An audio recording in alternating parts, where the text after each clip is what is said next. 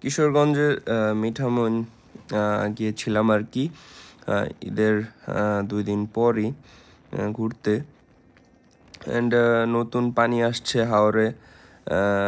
দেখেন হাওরের মানুষের জীবন যাপন কতটা কষ্টের, তারা পানি আসলে তাদের যাতায়াতে খুব সমস্যা হয়। সবাই এরকম বাঁশ দিয়ে মাচা বানিয়ে তারপর মানে এক সাইড থেকে আরেক সাইডে যাইতে তাদের ওইটা ব্যবহার করে। তারপর এইদিকে আবার দেখলাম ওই সাইডে যে খেলার মাঠ এখনো ডুবাতে পারে নাই, কারণ কিছুদিনের মধ্যেই হয়তো এটাও পানি চলে আসবে এই পর্যন্ত। তো প্রতিবারই যাওয়া হয় সেই অষ্টগ্রামের দিকে, তো এবার যাচ্ছি ইটনার দিকে।